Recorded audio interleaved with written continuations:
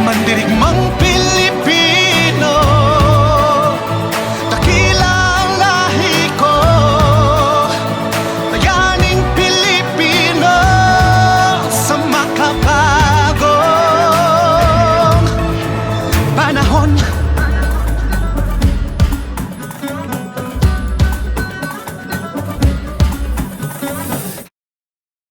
Makasaysayang umaga po sa ating lahat. Yan. Makasaysayang umaga, no? Narito po tayo sa ngalan ni Deputy Speaker Loren Legarda sa ating online program. Special po ito, mga kaibigan, ano? Road to 500, the Philippine Quincentennial Special. No? Mamaya pag-usapan natin, ano ba yung Quincentennial na yan?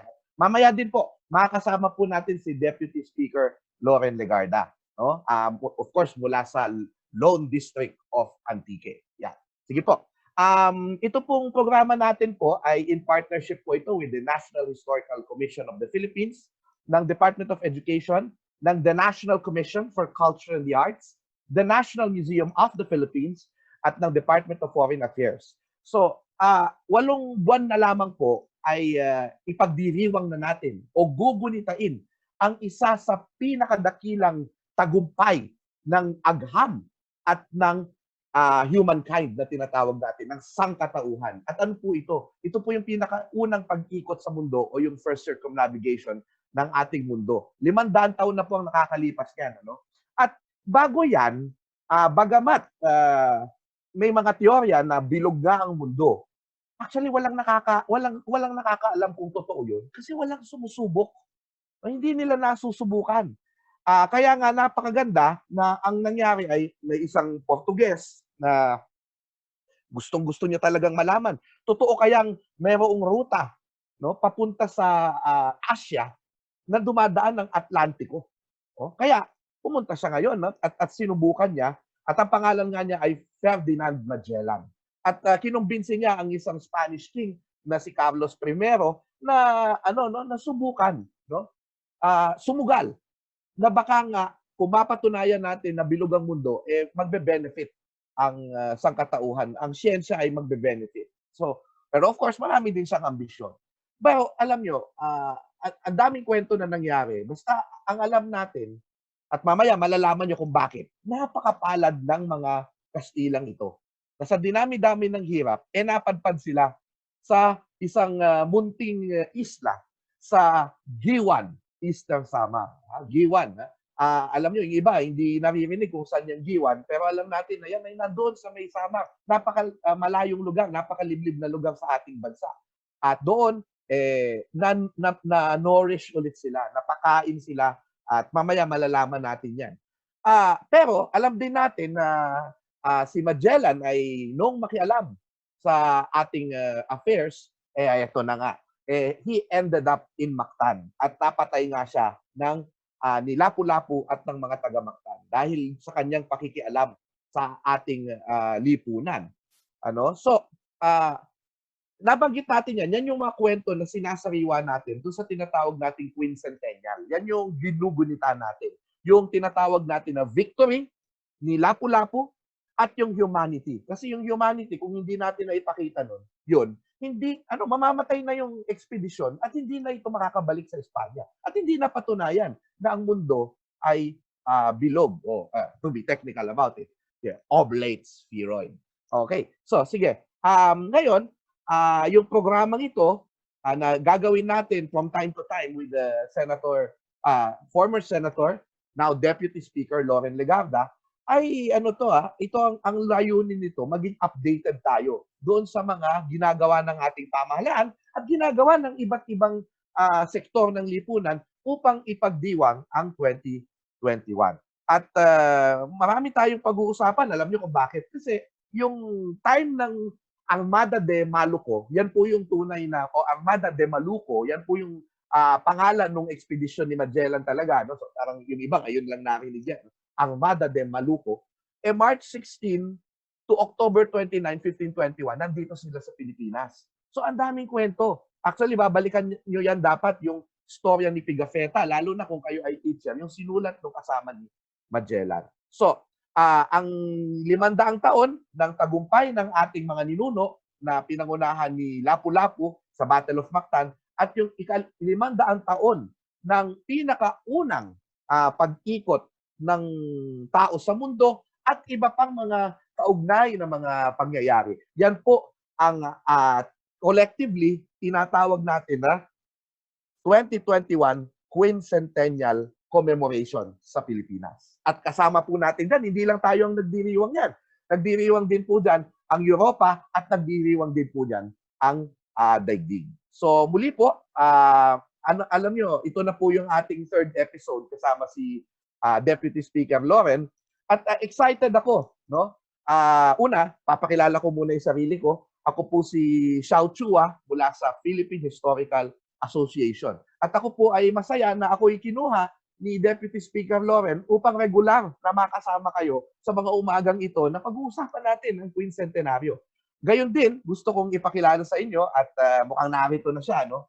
Usually po, mahirap na ma-contact itong si Ma'am sa internet kasi medyo malayo nga yung lugar, medyo mahina yung internet. Pero mukhang napakaganda ng rehistro niya sa atin ngayon. At napakaganda naman din talaga niya.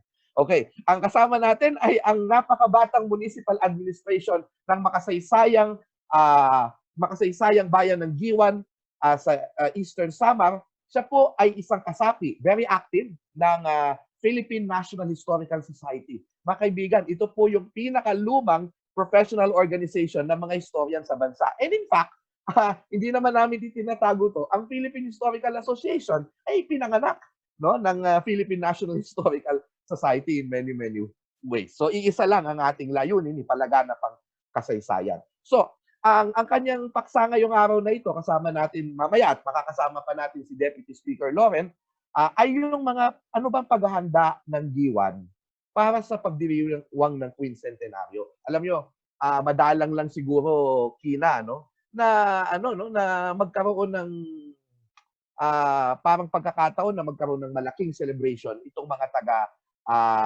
Giwan, no? At ito napakahalaga, isa sa pinakamahalagang pagdiriwang at paggunita sa kasaysayan ng Pilipinas, no? 500 years po ang pinag-uusapan natin dito. Wala na hong buhay sa susunod na 500 years pag yan ay pinagdiwang na ulit. So, ang kanyang paksa po, yung kasaysayan ng pakikipagkapwang Pilipino na ipinakita sa pamamagitan ng refugee history ng Pilipinas. So, hindi lang po siya connected sa Giwan na pinagpakitaan ng ating humanity many times in our history, no?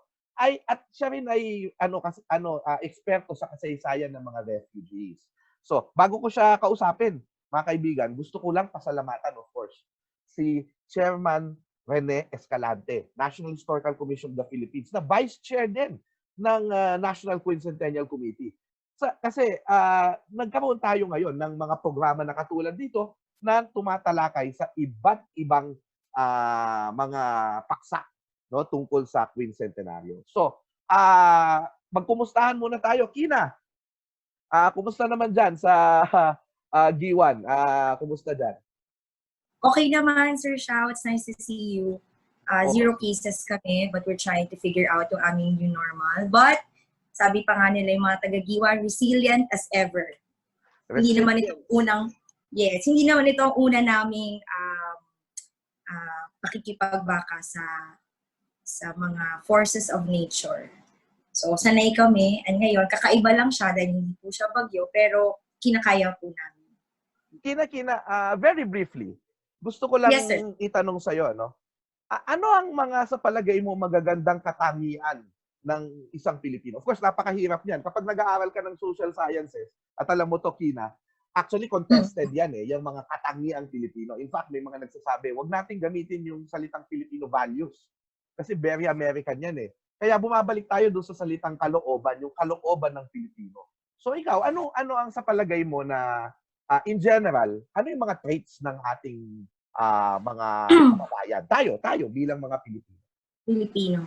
Ito lagi namin pinag-uusapan ng mentor ko na dating country representative ng UNHCR nung nag-aaral pa, nung nagsisimula ako mag-aral about refugees. So lagi namin pinag-uusapan how yung brand of hospitality ng mga Pilipino ay hindi lang siya hospitality, for example, to tourists, na parang Yes. tayo ay magiliw sa kanila, but it has yung humanity na sinasabi. So meron siyang compassion, magnanimity, paggiliw, pagtanggap. And ang nakakatuwa po dito dahil sa pinag-uusapan natin ngayong 500th anniversary, makikita natin na since before, yung kanununuan pa lang natin, ay may ganito ng ugali hanggang ngayon. At hindi lang siya chronological in terms of history na throughout the years, tayo ay naging hospitable to strangers, but we see this in many different aspects. For example, Okay. Wag mo isipin na. ninyo, Mamaya na. ay, Mamaya na. hindi, pero, Oo. Sige. hindi, inaano ko lang sir kasi, nakakatuwa isipin na from bahay, yung kunyari sa amin, sa Giwan, parang Correct. pag may fiesta, o tara kain tayo, kahit simple lang ang bahay ko, pasok ka. To refugees, to nagiging polisiya siya ng isang bansa na sige magtanggap tayo kahit hindi tayo masyadong mayamang bansa. So, Bibit-binin natin ang mga from- tao, ha? Kita nyo, yun po. I think napakaganda, that's one of the, isa siya sa napakaganda, napakaganda ng sinasabi, napakaganda pa ni ma'am. At yan, patikim lang yan. Mamaya hindi ko na siya puputuin. I will give her the floor. Pero, gusto ko namin yung mga tao, kung ano ba itong pag-uusapan natin, humanity. Minsan, maisip mo, English yan eh. Hindi naman namin naiintindihan yan eh.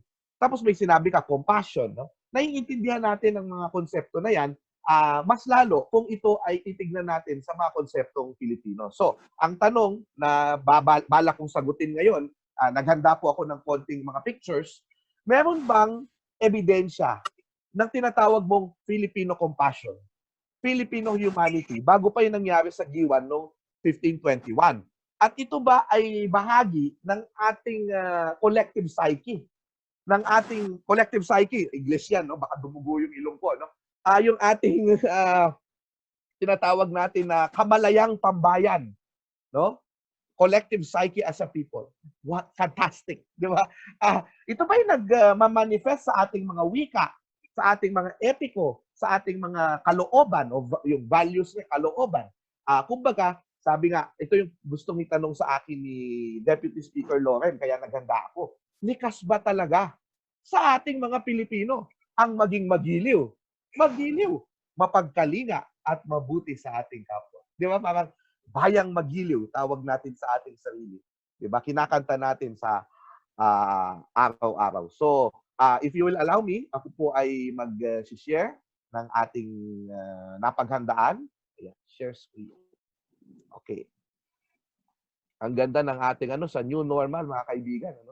Okay, sige. Simulan natin. Okay. So, hintayin lang natin. So, mga kaibigan, ang ating isa sa tema 'yan ng ating quincentennial, no? Ay yung tinatawag na victory at yung isa, humanity. Di ba? So, humanity. Anong salin 'yan? Kung human, tao. 'Di ba? So pwedeng pakikipag-tao o pakikitao, hindi pakikitao, mali 'yun. Pagpapakatao. Yan, pagpapakatao. Pero mas gusto ko yata yung isang naiisip ko, at ito yung pakikipagkapwa. Okay? Bakit maganda yung pakikipagkapwa? Bakit napakaganda niya? Kasi yung kapwa, alam nyo, walang salin yan na direkta sa wikang Ingles. Pag sinabi mong kapwa, nakikita mo ang sarili mo sa ibang tao. You see yourself in the other. Yun na yung pinaka-English niya. Wala siyang direct one-word English. So, ibig sabihin, ito ay isang bagay na napakahalaga and unique na konseptong Pilipino. No? Na naiintindihan mo. Yung ngayon, sinasabi natin sa mental health, empathy. Diba? So, ano yung ating nararamdaman ba natin yung nararamdaman ng iba? Kaya mo bang lumagay sa kalagayan ng iba? Kaya mo bang maramdaman yung nararamdaman ng iba? So, kung pakikipagkapwa yan, humanity, yun yung pinapakita mo. Naiintindihan mo siya, kaya tutulungan mo siya. At syempre, kung pagtulong lang, kasi kailangan i-connect na natin sa quincentennial. Ano ba yung team song natin, di ba? Yung team song natin, di ba, ay Bagani.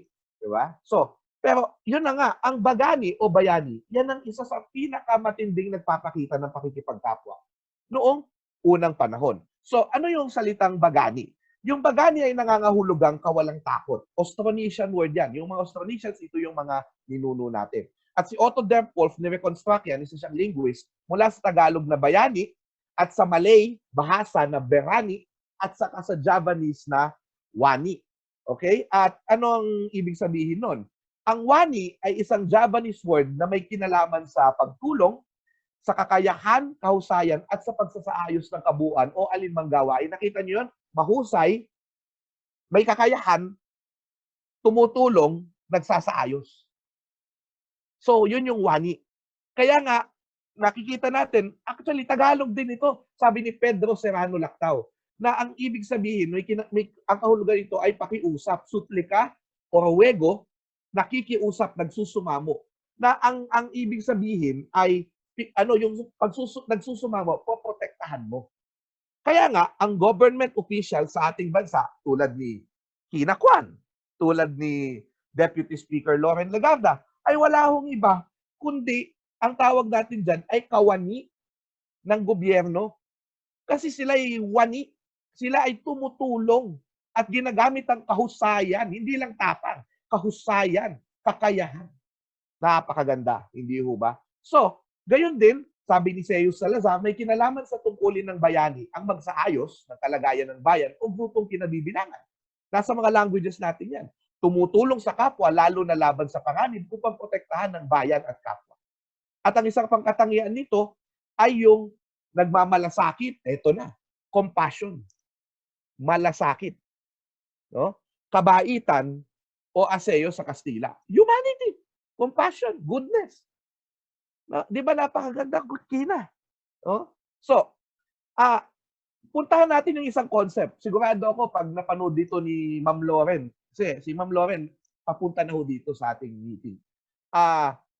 Gusto niya yung mga ethno-linguistikong grupo sa Mindanao, hina-highlight natin. So, i-highlight natin ngayon. Sabi ni Espiridion Arsenio Manuel, isang anthropologist, ang bahani o yung bagani o bayani sa Manobo, sa Davao, ay isang gentle and harsh knight of the village na ang kanyang trabaho is to perform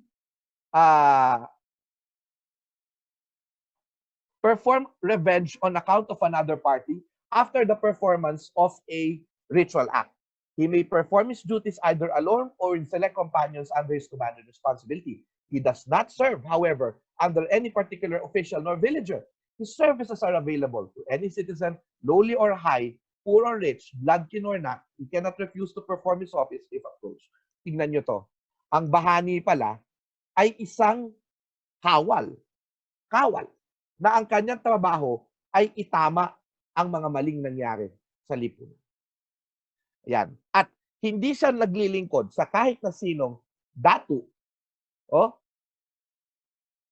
ngayon, politiko, kundi, di ba, siya po ay pwedeng kunan ng tulong ng kahit na sino sa lipunan, mayaman man o mahirap. So pag nakita po natin yan, mga kaibigan, napakaganda. Di ba? Na iugat natin yung ating sarili sa kulturang ito. 'Di ba? Ang tumulong sa kapwa. Ngayon, yan. So ibig sabihin ang wani, bayani, ay tumutulong at may malasakit. Na medyo ibang-iba doon sa tinatawag natin na tradisyon sa West at ito yung Erowe. Yung Erowe, ano yan eh? Mayroon siyang persona, may konting individualism, no? Meron siyang pagtatangi sa kanyang sarili. Alam niya na siya yung nagpapakabayani o heroic, no? Tulad ni na Hercules, halimbawa, sa Greek mythology. No? Kaya yung mga superheroes, alam nila na sila ay bayani at malakas yung kanilang persona, individualism, sa kanilang sarili. No? Na makikita rin sa mga iba pang bayaning Europeo. No? At medyo ginaya nung ilan sa ating mga bayani. No?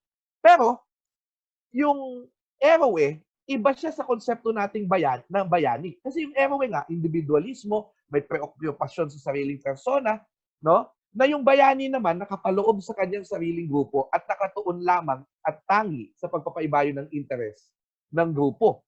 So yung bayani, sumasama siya sa bayan. Hindi siya parang high and mighty, no? hindi, actually, maraming bayani, hindi mo sila kilala. Kasi sila yung mga pangkaraniwang mga bayani, bagani, o warriors.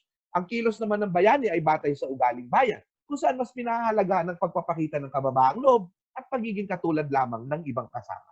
So yung bayani, ito ay isang nagkukusang makipagtulungan, in general, nang walang inaantay na kapalit sa mga gawang pangkomunidad. So, yun yung compassion na nakikita natin sa konsepto ng bayani at bagani. Sa mga warriors natin, yung tinatawag na pintados o yung mga hangaway na laging dinidescribe ng profesor kong si Vicente Villan. Di ba? Na sila yung mga magagaling sa maritime culture, sa dagat. No? Meron silang mga karakoa. Tulad din ni Nameless Hero na mula sa Macabebe, Pampanga, no, na pumunta sa pumunta sa Bangkusay para kalabanin ng mga Kastila. 40 karakoas ang dala-dala niya. So para ipaglaban ng kalayaan.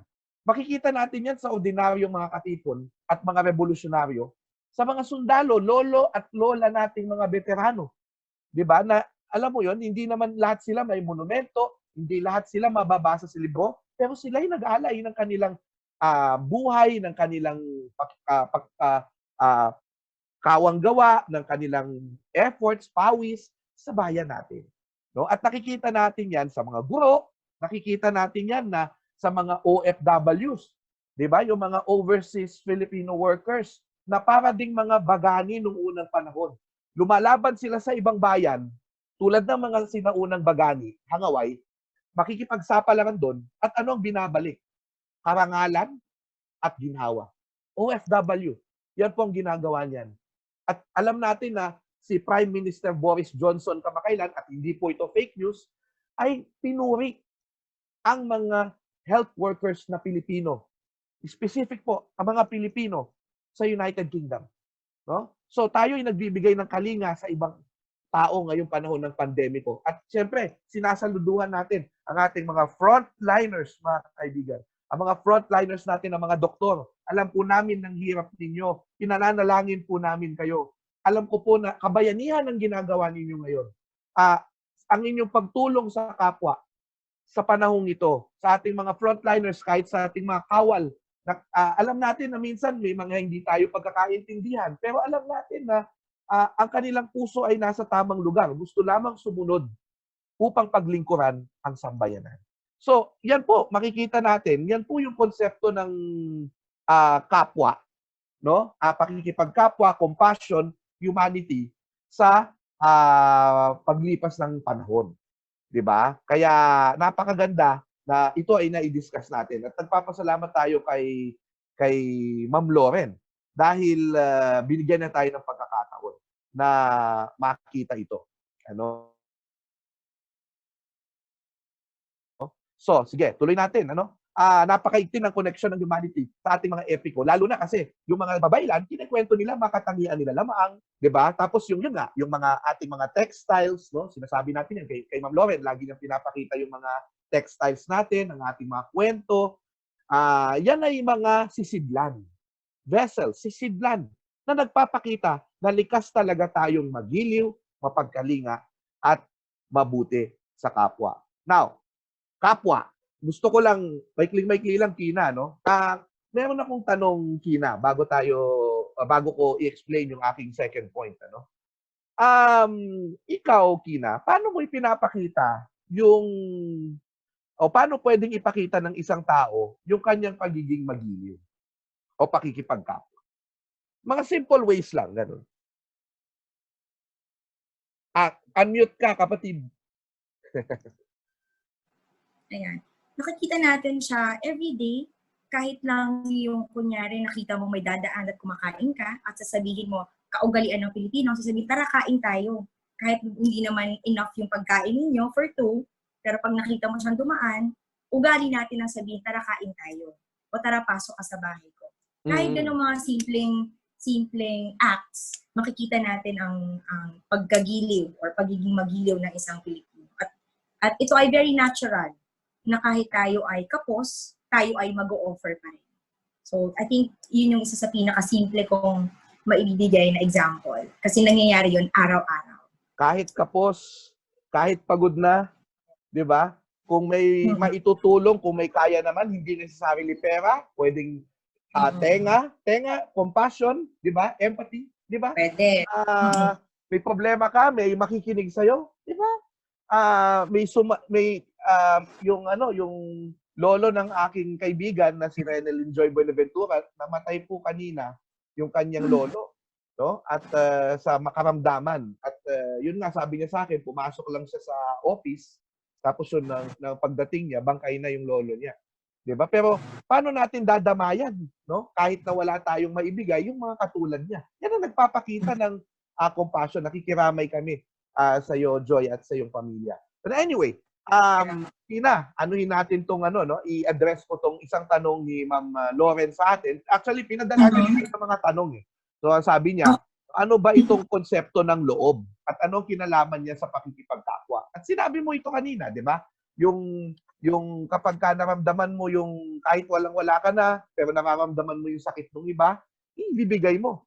'Di ba? Saan nanggagaling yung binibigay mo? Hindi necessarily pera yan eh. Galing yan sa loob. Puso, sinseridad. 'Di ba? So, anuhin natin, no?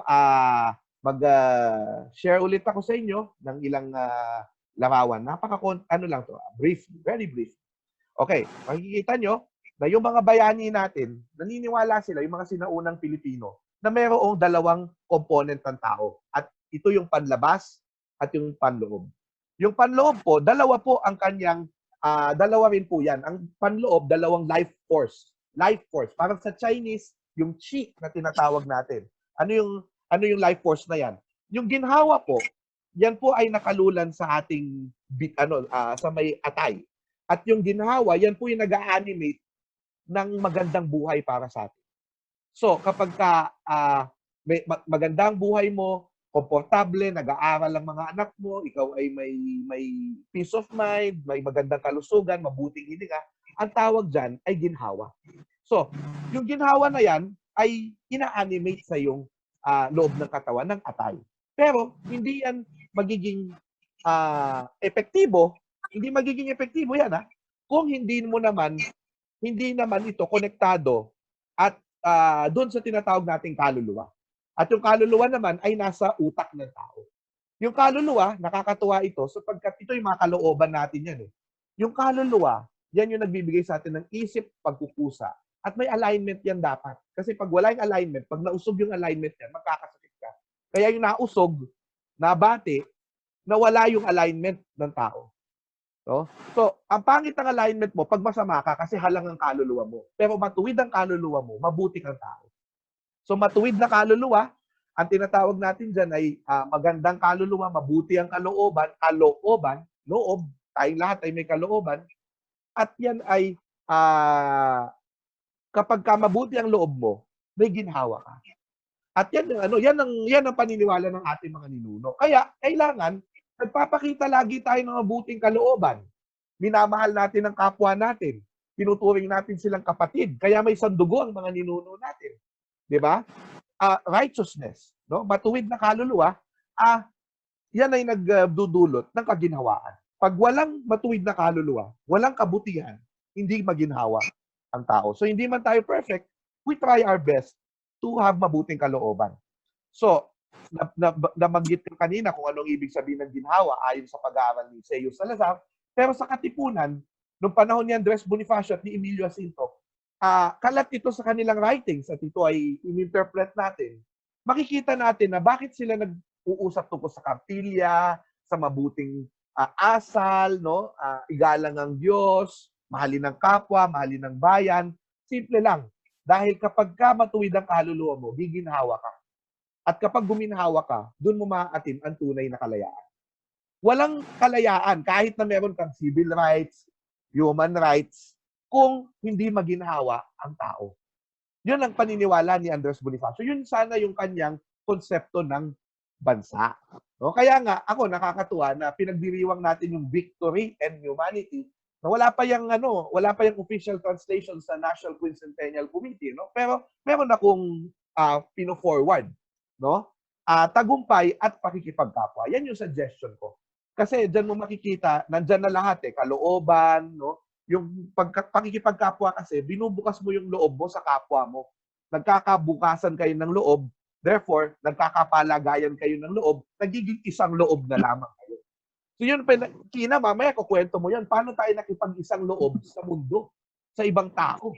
'Di ba? At siyempre, lahat ng, alam mo, mahilig ang Pilipino sa salitang loob. 'Di ba? Matibay ang loob, matapang. 'Di ba? So, nakakatuwa yan, no? Magandang loob, matibay ang loob, mabuting loob, 'di ba? So, lahat yan may naalala ko si Dr.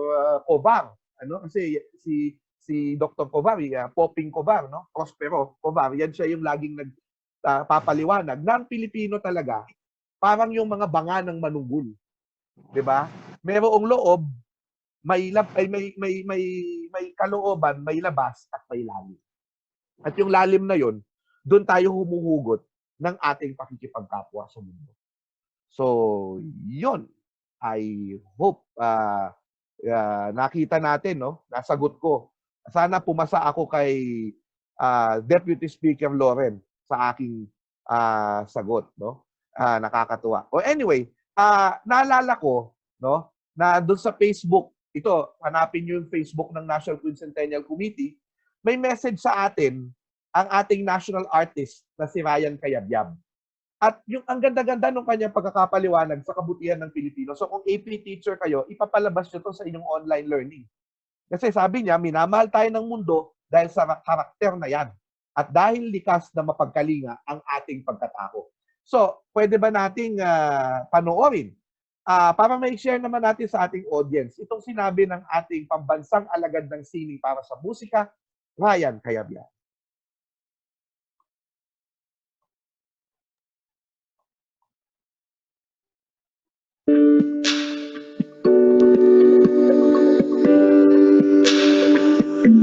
Kamusta mga kababayan? Si Ryan Cayabyab po. Alam po ninyo, dapat na antabayanan natin itong darating na 2021. Sa kabila ng pagsubok na pinagdadaanan natin ngayon, lalo na ating bayan, maipagdiriwang pa rin natin ang diwa ng pagiging matagumpay. Gaya ng ating mga ninuno sa Mactan 500 years ago. Ngayon din ang kakambal nitong diwa ng kabutihang loob. 500 years ago rin po, kung saan pinakain, pinainom, at pinatuloy ng ating mga ninuno ang mga dayo, sina Magellan, na gutom, mga may sakit, uhaw, walang sustansya. Hindi ba't ito rin ang laging umiiral sa ating mga Pilipino kung may nangangailangan?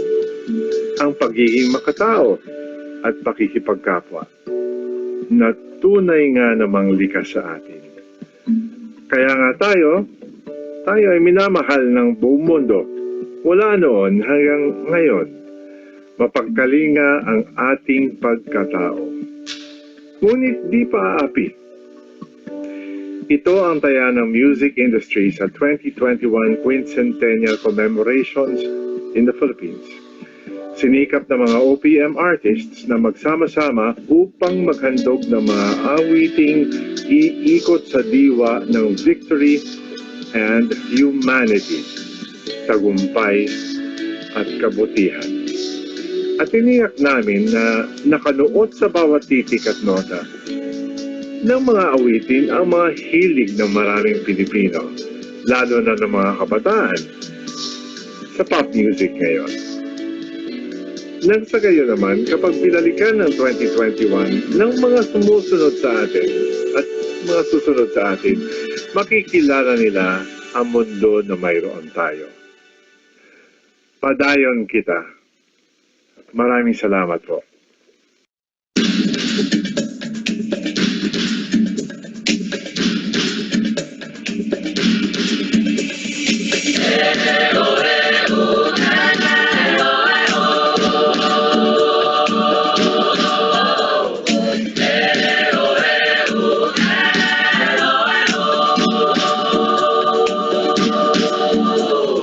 Rin ang takot sa iyong damdamin, may pamalas ang aking galing.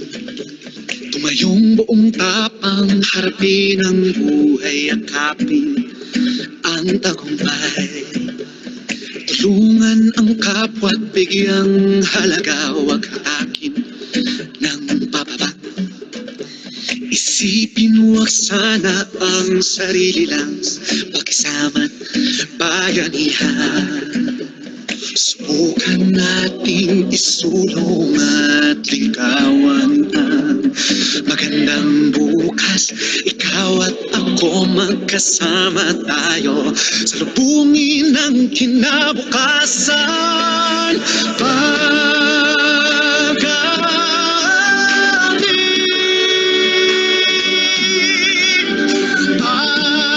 at dinalahi, mandirigmang Pilipino, dakila ang lahi ko, bayaning Pilipino sa makabagong panahon.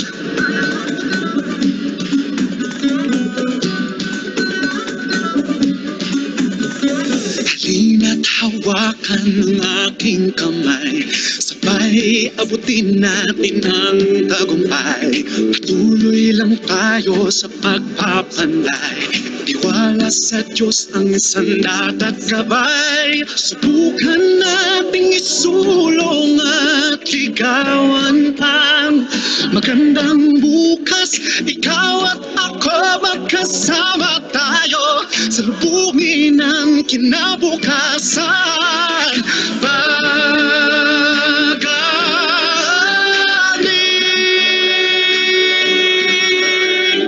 at dinalahi, mandirigmang Pilipino, dakila ang lahi ko, bayaning Pilipino sa makabago.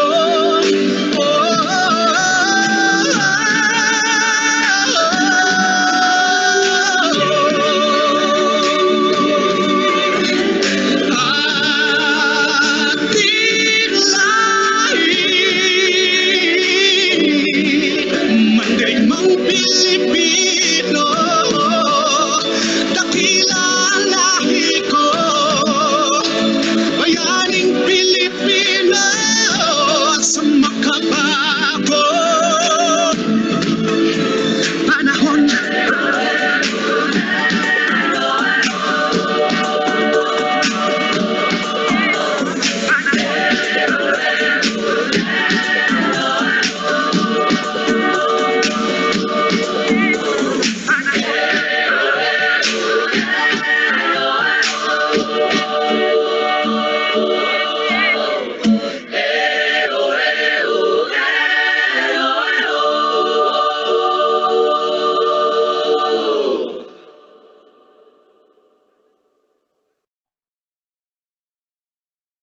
Mandirigmang Grabe, napakaganda ng kanta ng Quincentennial, no? Theme song. Alam mo, kakaiba ito sa ibang mga Quincentennial song, sa mga ibang songs na nagko-commemorate ng ating kasaysayan. Na pinagmumulan kasi kundiman, eh. Kundiman. So, laging parang malungkot, no? May konting depression dahil sa colonial experience natin, pero punong-puno ng pagmamahal. Pero pwede naman din pala na ang isang awitin na gumugunita sa ating kasaysayan ay masaya, celebratory, di ba? At talagang tumatatak sa isipan. May kinakanta ko na nga siya eh. LSS ko na nga yan eh. Si Bagani ng Quincentennial. No? So, kailangan, anuhin natin yan, ano? Napakinggan nyo yan. At kanina, napaliwanag ko yung salitang bayani na ang nagsisignify ay warrior, Bagani, defender and protector. And sa pagiging Bagani, ay tumitindig ka para sa kaginhawaan ng iyong bayan, ng iyong mamamayan. At yung theme song natin na ito, ang Bayaning Pilipino sa Makabagong Panahon. No? Tayo yun eh. Paalala sa atin ni Speaker Loren Legarda, Deputy Speaker, tayo yun. Bayani tayo kung saan man tayo makampan. At tayo'y mag-aabot ng tulong di lamang sa kapwa Pilipino, kundi sa kahit kanino mang kapwa-tao natin. Kahit kanino. no? So, kaya nga, I encourage you and pinapakiusapan po tayo ni Deputy Speaker Loren Legarda na sana po ay pakinggan natin yung team song na yan. At pwede nyo siyang ma-access sa Spotify. Ang dami po, may bago pong 2 kanta para sa Quincentennial. Alab ng puso yung pangalan ng isa, astig na astig, mga kaibigan. At kasama nga yung Bagani, i-search nyo po 500 Years Philippines sa Spotify at mahahanap nyo po ang ating playlist para sa Quincentennial. So puntahan na natin ngayon. Yung dahilan, siya pala talagang dahilan. At ako ay, kumbaga ako yung tinatawag natin sa concerts na front, ako yung front ng tunay na may concert po. At syempre po, liban kay Deputy Speaker Legarda, ay si Kina Kwan. Puntahan na natin po mula sa Philippine National Historical Society at Municipal Administrator ng G1 Eastern Samar. Kina, kumusta ka ulit? Iya ko, sir. So, wag sanang malobat ang iyong kaya tawa ng tawa si Kina kasi baka malobat siya. But anyway, Kina, pinapakumusta ka ni Deputy Speaker kasi nag-message siya sa akin. Oh, minessage niya ako. Joke lang. Pero hindi, sinabi niya to na she is a good friend of your mother. At ang ina po niya, the incumbent mayor of G1, Annalisa Kwan. Napakabait po ni ma'am. Na-meet ko na po siya. Salamat at sinamahan mo kami. Now, merong mga aktibidad na mangyayari sa isla ng G1 early this year. Pero nakansela ito dahil sa nangyayaring lockdown at pandemic. So, dapat mag-i-start actually sa G1 yung Quincentennial countdown natin. Pero, tanong na lang natin, no? Dahil total, nandyan na yan, pandemic. Gabigyan natin ng saysay. Bakit kaya G1 ang start ng countdown ng Quincentennial? Sana. Kasi po, yung sa, di ba, ang first circumnavigation of the world, global siya. Yung Philippine part in the first circumnavigation of the world, magsisimula po talaga sa G1.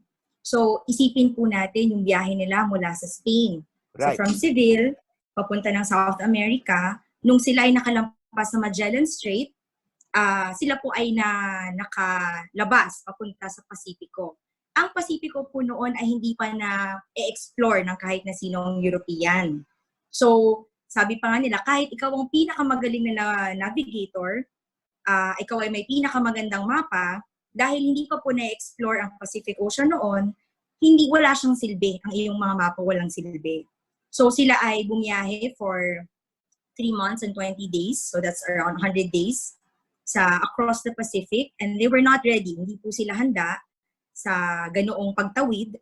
And then pagdating po nila, ang unang-una nilang nakitang isla is Guam. Yung island of Ladrones or the island of the Thieves. Bakit po the Thieves? Dahil sila po ay nanakawan doon at nagkaroon po ng bloody encounter.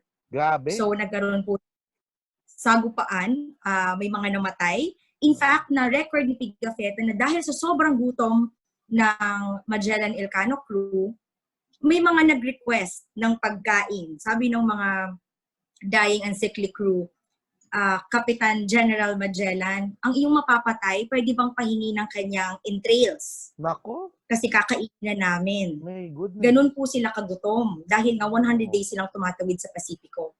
After Guam, sila ay, kung titingnan po natin ang mapa ng mundo, kapag po tinuloy-tuloy nila ang biyahe papuntang east from Guam, ang una po nilang masasagupang isla is yung island of Samar. So, noong March 16, nakita po nila ang island of Samar and then lumapit po sila, kaya lang ito po ay mabato.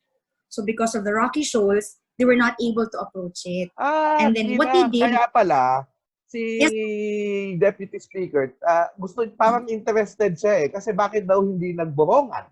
Borongan, I mean. Bakit hindi nagpalapag? North of Samar, pwede naman dumiretso na doon. Yun pala, mabato.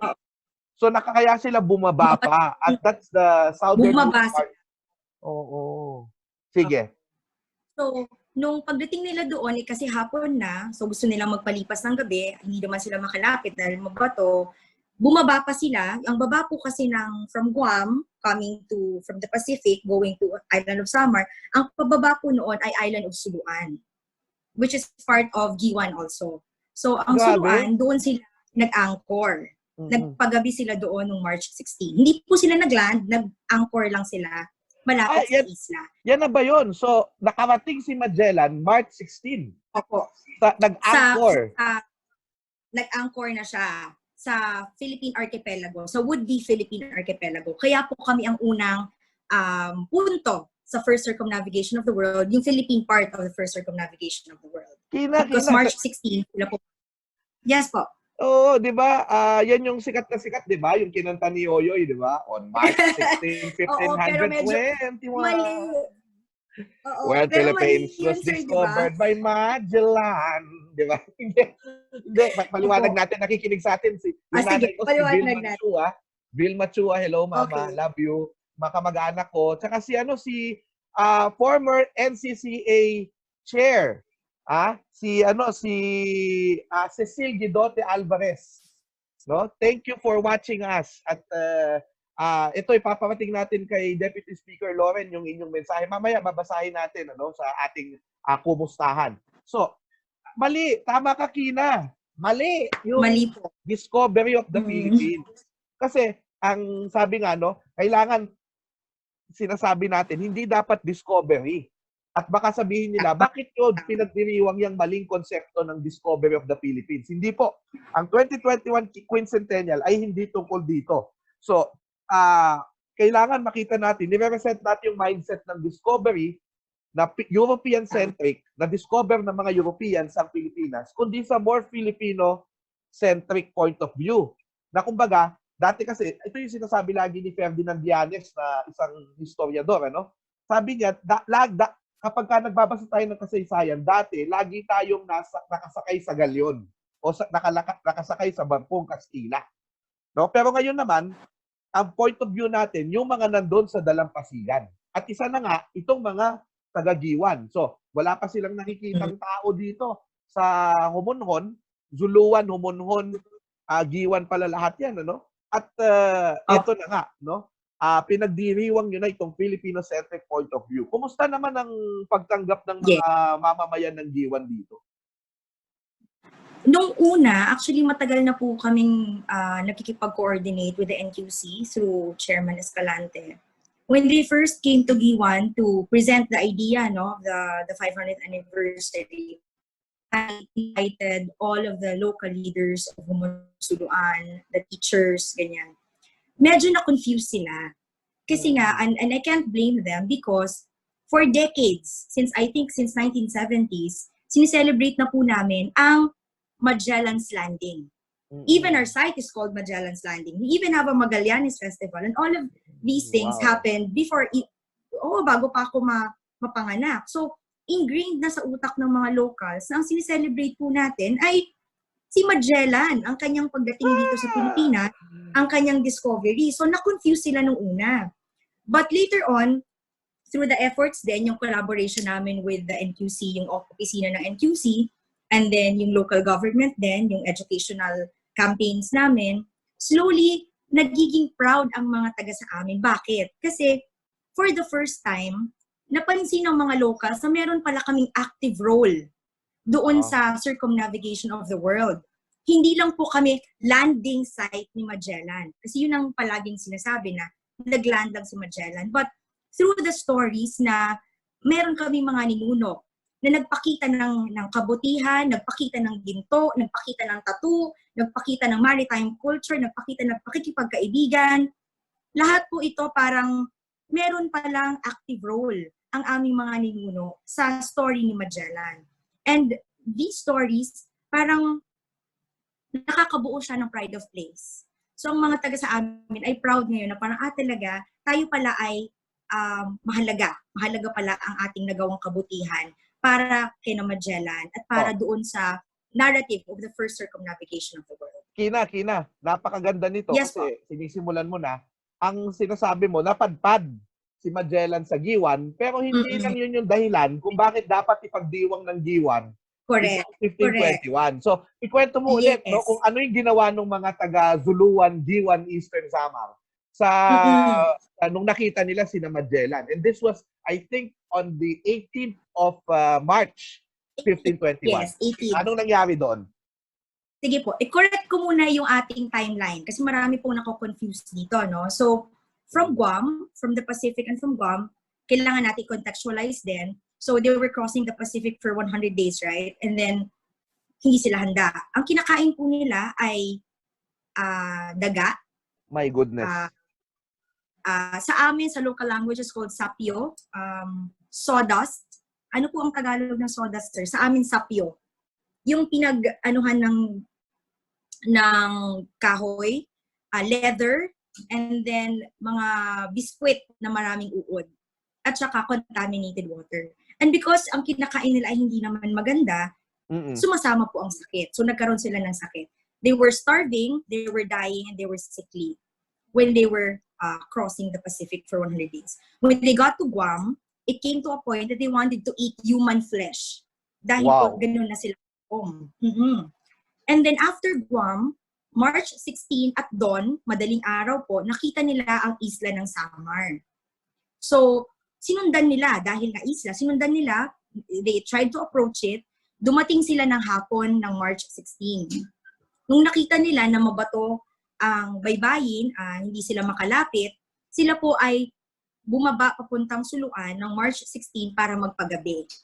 So from Suluan, meron po silang nakitang mga natives, pero ang mga natives po walang encounter. Sila po ay tumakbo. They fled. And then, hindi na po muna sila lumapit dahil nga siguro nadala sila sa experience nila sa Guam. Nadala sila. Parang, wag na muna tayong makipagsalamuha kasi baka maulit ang ating episode sa Guam na sila ay nanakawan.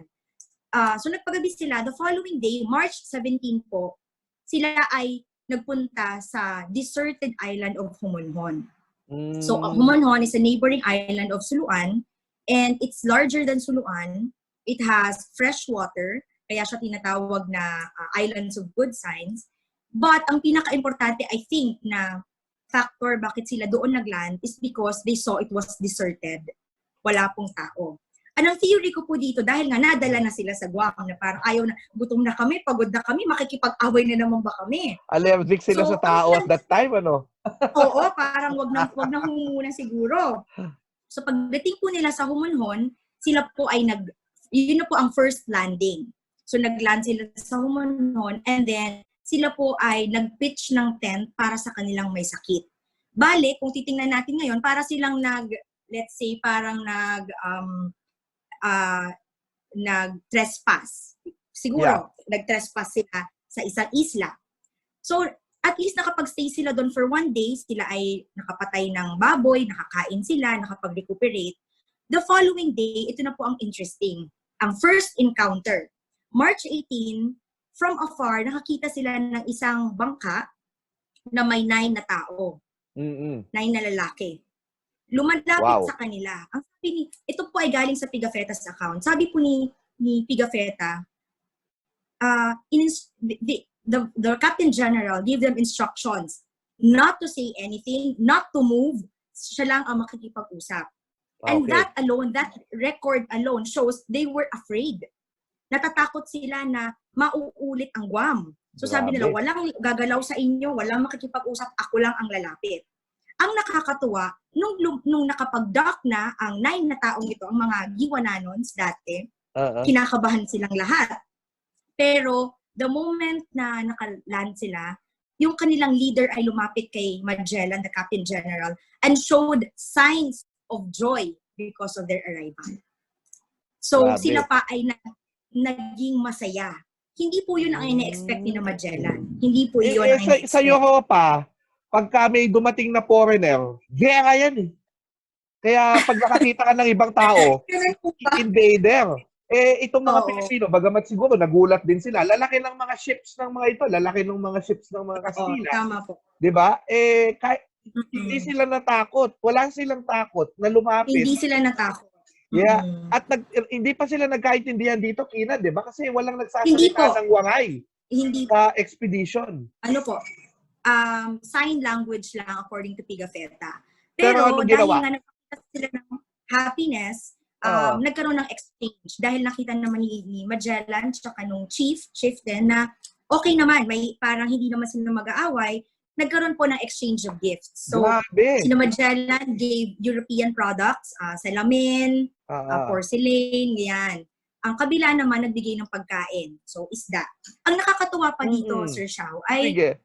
hindi lang sila nagpakita ng kaligayahan, pero nag-imbita pa. According to Pigafetta, sabi nung chief, hanapin niyo yung iba pa nangingisda. Tawagin niyo silang lahat. Parang nagkaroon ng grand welcome. Tinawag lahat Grabe. ng mga nangingisda para i-welcome sina Magellan.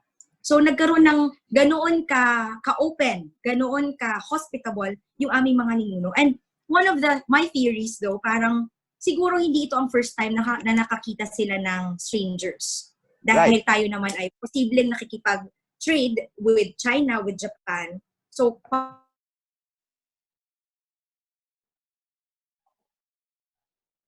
Nako, nawala yata si Kina. Kina, i-open mo yung isang laptop mo. Yan. ayan. Sorry. Tuloy mo. Nagulat ako, nagulat. Kinabahan ka ba, sir? Oo, parang ako yung sina Magellan nung nakakita ng mga tao. Yan. Hindi, sige Kina. So, papakita ko lang, screen share ko yung ating yung ating poster dahil makikita natin diyan yung illustration at ito'y ilalagay bilang isang marker, Kina, sa Giwan. Gusto nating ipakita ito, para maintindihan ng ating mga kababayan. Ayan. So, yung si Derek Makutay, siya po yung nag-drawing, and if I'm not mistaken, one of the sculptors would be Jonas Roses. Siya po yung barley leaf, ilalagay yung barley leaf na ipinapakita to sa mismong Giwan Eastern Samar. At sa iba pang may mga markers din sa iba pang lugar na dinaanan ng Magellan Expedition. So, 'di ba, meron pang after 4 days yata or 2 days, nakalimutan ko na, nagbigay pa ng 2 bangka itong mga ninuno natin ng mga pagkain. Oo. Noong unang araw na nandoon sila, so sabi nila, pasensya na. Through sign language lang, pasensya na, konti lang ang dala namin. But we went back after 4 days, para magdala pa ng mas maraming pagkain. And true to their promise, bumalik sila with mas maraming pagkain. Ayun And po. So, karoon ng... Kina, tandaan natin na kung hindi sila pinakain, malamang nangamatay na sila. Exactly. Diba? At hindi natuloy ang circumnavigation of the world. But more than that, Sir Xiao, I think also it was a feeding of the spirit. Ang palagay ko, parang hindi lang siya feeding of the body, but also parang nabuhay ang kanilang moral. Dahil tandaan po natin, sila po ay talagang, ang humanity ay na-challenge ng Pacific Ocean. And then, ang unang taong nakita nila after 100 days, inaway pa sila. So talagang low moral. But because the Giwananons, yung aming tulin is our local word for ancestors, ay mabait at ma-friendly, masiyahin, palakaibigan. Ang waray-waray term po ay maabi-abihon. Abi-abihon. O parang punta kayo dito sa amin. Yun po, feeling ko na-revive yung spirit ng ating mga circumnavigators. So I think yun din ang isa sa mga significance of the exchange between the locals, the natives, and the foreigners. Before we read the questions from our viewers, gusto ko 2 tanong na lang yung gusto kong itanong sa iyo. Yung una, kumusta yung project natin to mark the sites sa Giwan? Ano pa yung ibang mga celebrations na gagawin nyo kahit pandemic? Ano yung itutuloy ba yung ilang mga activities, Kina? And in fact, I think last time for History Week, for Giwan, nagkaroon tayo ng webinar about the Quincentennial. At dahil wala zero cases nga kayo, with social distancing, nakapagpulong kayo with the students at tayong 2 speaker, Kina, di ba? Salamat po, pinaunlakan mo kami, sir. Thank you. No, ako, ang sarap ng opportunity na yun. I really want to talk to our people, lalo na sa ating mga provinces. There's no better fulfillment than to reach the farthest corners of our country, na telling our history. Pero Kina, yun, kumusta ang mga pagdiriwang sa Giwan ng Quincentennial na? Okay po. Sagutin ko lang din, sir, yung unang tanong, yung ano ang nangyari sa preparations Yeah. namin for this year. Supposedly, malaking event ang mangyayari sa Giwan, specifically sa Homonon, this year. We even invited as one of our guests si country representative ng United Nations High Commissioner for Refugees, si Shinji Kubo. And we had Dr. Ambeth Ocampo, Sir Ambeth, na Yeah. dapat magbibigay ng lecture sa aming National Cultural Treasure Church. Yun po ang Oo. venue namin. We even had the Balangay coming in. Susugin nila ang Route of Magellan sa Philippine part of the first circumnavigation of the world, starting from Giwan, then Suluan, then Humonhon. So we had the Balangay. Sayang po dahil hindi po natuloy ito dahil saktong-sakto lilipad na sana, nagkaroon po tayo ng lockdown. So yun po ang nangyari. Oo. For this year, we are trying to come up with programs na geared towards the new normal. And not only parang commemorative, but also something more long-term. Sometimes I feel like commemorative events, parang isang araw lang, then nakakalimutan. So one of our biggest events now ay isang massive education campaign para sa lahat. Hindi lang po para sa public school. Kasi meron po kaming, I'm working now with the public school teachers for the localization. Right. So nag-attend sila, Sir Xiao, nung lecture nating dalawa. Nandoon Tama. po sila. Tapos, we're trying also to educate the local folks, barangay folks, teachers, tourism stakeholders, lahat po. Even yung mga tao sa munisipyo ay itatry po naming bigyan ng kaalaman Right. tungkol sa history ng Giwan. So that's one of the biggest projects that we have leading towards the 500th anniversary. And then of course, yung aming collaboration with NQC, which is yung marking of our 3 sites. So we're marking Giwan for the first sighting on March 16. Then we have Suluan, where they docked, where they anchored para magpagabi, and then in Humonhon, yung first landing. So yun yung 3 sites na imamark namin. And Tapos, then finally, of course, sorry po. No, sige, finally. Finally, yung ano namin, sir, parang, syempre, coming from the perspective of the LGU and as a student in urban planning, sana ang history ay magamit to build communities. So, Yun ang ang third importante. project namin is to see how the momentum of this event, yung momentum po ng 500th anniversary, ay magamit namin for environment, for tourism, for something that can feed, no? Para magkaroon ng kabuhayan ang ating mga communities, lalo na sa Humonhon at sa Suluan. So yun po Okay. yung mga initial projects namin for Grabe, the 500. napakaganda. Kasi, ang sinasabi mo dito, kaya nga si Deputy Speaker Loren Legarda, kahit na po, hindi niya ikukuha ng boto ang mga project niya tungkol sa history, culture, di ba? Sa mga textiles, sa mga IP natin, yung mga indigenous peoples, kahit na sabihin mo pang meron tayong mga kung ano-anong may mga projects si Ma'am tungkol sa environment, 'di ba? Minsan hindi siya pinapansin. Pero alam mo, nagkakaisa tayo ng loob, tayong tatlo ni Ma'am, Deputy Speaker Loren, kasi ang mga projects na ito, pagka nilagyan mo ng diwa, ng dangal, ng kasaysayan, at binigay mo ang saysay ng kasaysayan ng isang lugar sa isang mamamayan, tao na mismo ang mag-aalaga sa bayan ninyo. Tao na mismo ang mag-aalaga ng kapaligiran. Tao na mismo yung mag-aalaga ng pamana. At yung pagmamahal sa bayan na dulot ng kasaysayan, kasi, di ba, pag kilala mo yung sarili mo, pag kilala mo ang isang tao, doon mo lang siya pwedeng mahalin eh. So yung pag-ibig sa bayan na napoproduce nito, at yung pag-ibig sa bayan na yon, gumagalaw ka dahil sa pag-ibig mo sa bayan, nagiging konkretong aksyon para alagaan ng bayan tungo sa kaginhawaan, ay nagiging bagani o nagiging bayani. Di ba? Totoo So, Kina, siya. mm-mm. Alam niyo po ba, sir, na nung lecture natin, marami youth kaming in-invite, di ba? Opo. Kapag alam nila ang kanilang history at yung significance ng history na ito, tumataas po ang aming rate ng volunteerism. Grabe. Pero, ano natin yan? Nakikita mo talaga. Very briefly, Kina, yung makikitang volunteerism at pakikipagkapwa. Very briefly, kasi wala na tayong oras, no? I still have to read some messages. But I really want you to enumerate to us itong refugee history because you're also a refugee historian, ano?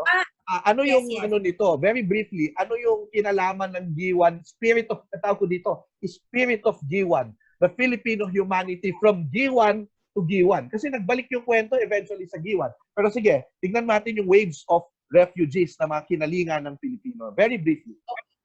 Very briefly, no, hindi naman hindi po ito ang masasabi, ito lang ang official na ina-acknowledge ng UNHCR. So we have 9 waves of refugees. So we have White Russians, then we have Jews, we have Spanish Republicans, Chinese, yung acting White Russians na nagpunta sa Tubaba, which is my study, Vietnamese, Iranians, Indo-Chinese, and then finally yung ating East Timorese, nung sila po ay nakikipaglaban against Indonesia for their independence. So we have 9 waves of refugees, but ang gusto ko pong i-point dito, no, sina Magellan, sabi ko sa isang webinar ko with UNHCR, though sina Magellan were not refugees, technically, hindi mo sila maika-categorize as refugees, but I think the important focus here is to see na yung humanity na pinakita ng aming ancestors noong 1521 is essentially the same na spirit na pinakita natin as a people, as a nation, to the 9 waves of refugees.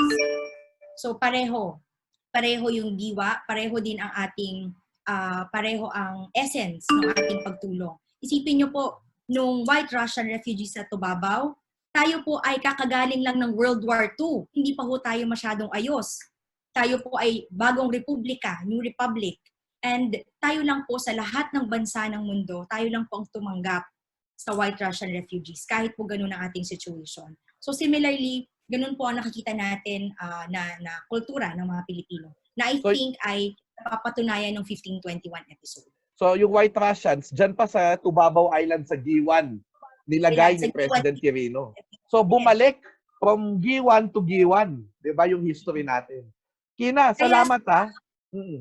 Kaya Sir Shao, last po, one of our brand na ginagawa dito sa G1 is Heritage of Kindness. Wow. Meron Heritage of Kindness. Ayun. Heritage of Kindness. Ang ganda, parang pang slogan. Ayun po. Kasi from 1521 hanggang 1949, kami po ay, even nung American time, even nung Yolanda, kami po ay nagpakita ng kindness. Wow, ayun. Tama. Yolanda, correct. Nakita ng mundo yung pagsasama-sama ng mundo for kindness. Very briefly lang, magbabasa lang ako ng ilang mga pangalan dito. Sabi ni Cecil Alvarez, very important message, sabi niya, for the celebration of 500 years anniversary, please interlink the Dia del Galion UNESCO observance held in October. As NCCA Director and UNESCO Artist for Peace, we initiated and promoted the UNESCO Proclamation of Dia del Galion. We even got the Spanish Galleon replica docked at Manila Bay. Moving on to Cebu with an international festival, Atlas Talleres Trade and Cultural Transmission with religious links. Hope you underscore appreciation of indigenous heritage while relevantly reprising Hispanic connectivity. Marami pa ho tayong episodes pagdating ng araw, no? Yung susunod naman na journey to Mazawa, yun naman yung culture naman natin yung ipapakita, yung greatness of our ancestors, no, ng kanilang kultura. No? Hope you underscore appreciation. Earth Savers has a program even in broadcast theater, which we hope NHCP and organizing committee can involve. If interested, you can email or call us. Salute! Salute our frontliners and care for them not just in words but in deed. Okay, konting-konti lang po, no? Si Drod Oliknoga. Thank you, Ma'am Cecile. Thank you, Johnny Salvacion, Ernesto Davila, Arlene Flores, Mrs. Sanchez, Janet Ambulo, Lauren Laudepido mula sa Antique. Yan, Valderrama. Miss Agnes Migs from Bacolod. Irene Dava Badilla from Brunei. Estel Piensenaves.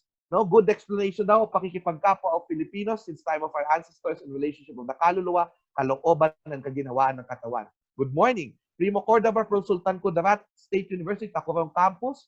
Faraida de los Santos, Abagatnan. Miss Agnes Migs, Maabi Abihon, welcoming.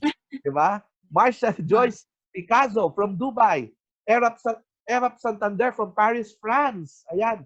Jam Frias, Maria Madeleine, Alfred S. Ansiado. Babasahin po ito ni ang mga messages nyo ni Kong Lauren mamaya, no? June Vincent Calabio Fruilan from Davao, Tony Aguilar, Mara Scott, Burean Desu, no? Gersom Tabot. Thank you sa iyong pagbati sa amin ni Congressman Legarda, Cherry Castro, Paraida de los Santos Abagatnan, City Zubayda Usman. Wala po kaming face mask kasi po kami lang po ang tao dito sa kwarto. Yan, ang areas of viewers natin, sabi ni Sherry Mangunay, hello. Antique Rizal, Puerto de Navidad, Mexico, Doha, Qatar, Sultan Kudarat, Tarlac sa amin, Quezon, Marikina, Dhaka, Davao, Dubai, Bacolod, at Bulacan. Napakadami mga kaibigan, no? Araceli Banasya, June Vincent Calabio Fruilan. Malaking bagay yung pag binabanggit natin yung mga pangalan nila. Thank you sa inyong oras at pagmamalasakit sa amin na mapanood, no, ang aming palabas. Alisa May Ardiente, Maria Roda Agustin from San Mateo, Rizal, June Vincent Calabio, no, Fruilan, Michelangelo Fulo, Flor Lopez de Leon, Don Bautista, Nolcon, binaligtad yung pangalan niya. Gloria Alegado, Mariso Bataan from Marikina, Surendra K. Yeranguntla, no? And si Susain Sasa. Sabi niya, I cannot hide my success story. Sabi niya. O yun, tungkol siya sa nagma-marketing. Anyway, mga kaibigan, ano, muli maraming salamat po sa inyong mga Kuya Danny po, Ate Edna, mga kasama po natin sa Tarlac, mga kamag-anak ko po, mga Briones, Chua family, hello po sa inyong lahat. Kina, baka may gusto kang batiin bago tayo magsara.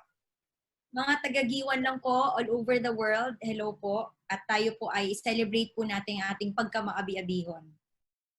Pagkamaabi-abihon, the spirit of Giwan. Yan ang tawag ko. Kasi yung humanity, the spirit of Giwan, the victory is the spirit of Mactan. Victory and humanity. No? Tagumpay at pakikipagkapwa. So, salamat, Kina. Thank you so much for joining us. Sir, thank you din, Kong Lauren. Salamat po for inviting me. Thank you. Yes, oo. Pasalamatan din natin si Ian Alfonso at si Architect Rita. Yes, thank you. Yeah. Thank you. At ang iba pang mga secretariat ng National Quincentennial Committee.